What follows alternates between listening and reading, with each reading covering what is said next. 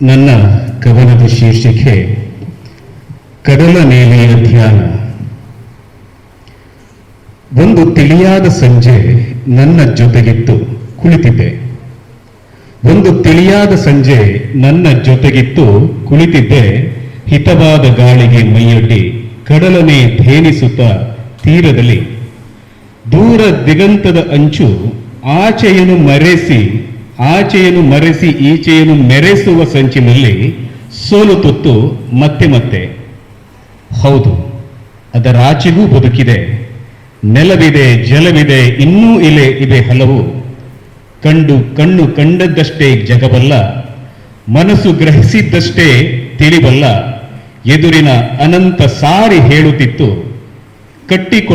ಕಟ್ಟಲ್ಪಟ್ಟ ಬೇಲಿ ಗಂಟುಗಳ ಸಡಿಲಿಸಿಕೊಂಡು ನಿರಮ್ಮಳವಾದಂತೆ ನನ್ನೊಳಗು.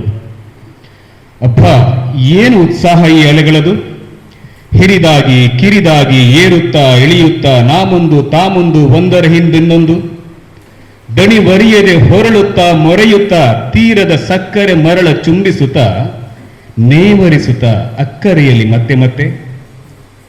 ಮರಳು ತರಳುವ ತೆರೆಗಳ ತೆರವು ಯುಗಾಂತರದ ತಪಸ್ಸಿನಂತೆ ನನ್ನರಿವಿನ ಒಳಮನೆಯೊಳಗೆ ಎಬ್ಬಿಸಿದೆ ಪ್ರಶ್ನೆಗಳ ತರಂಗಗಳ. ಒಂದೊಂದೂ ಅಲೆಯು ಒಂದೊಂದು ಸವಾಲು.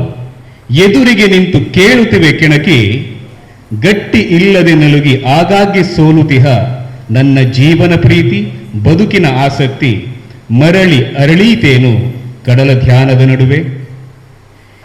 ಎಷ್ಟೊಂದು ಶಾಂತ ಗಂಭೀರ, ಒಲಿದು ಬಳಿ ಸೇರುವ ನೂರಾರು ಹೊನಲುಗಳ ಭೇದವಿಲ್ಲದೆ ಆಧರಿಸಿ ಪ್ರೀತಿಸುವ ಪ್ರಿಯಕರ. ಅನಂತತೆಯೊಡನೆ ಅಗಾಧತೆಯ ಸಂಸಾರ, ಆಗಸದ ನೀಲಿಯನೆ ಸಾವಧಾನದಿ ಕುಡಿದು ಹೊದ್ದು ಮಲಗಿದಂತೆ ಅದನ್ನೇ ಉದ್ದುದ್ದ ಸೆಳೆಯುತ್ತಿಹ ಕಡಲ ನೀಲಿಯ ನೋಟ ಮರೆಸುತ್ತಿದೆ ನನ್ನನ್ನು ಹಗುರಾಗಿಸುತ್ತ. ಸದ್ದಿರದ ಮೌನ ಹೃದಯ ಕಿಳಿಯುತ್ತಿದೆ.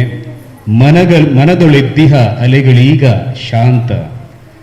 ಕದಡಿದ ಭಾವಗಳಿಗೆ ಕನಸುಗಳ ಭಾಗ್ಯ ನೋಡಿ ಹೊತ್ತಿಳಿಯುತ್ತಿದೆ.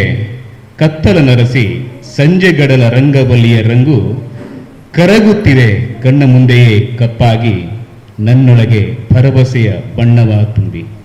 ಧನ್ಯವಾದಗಳು.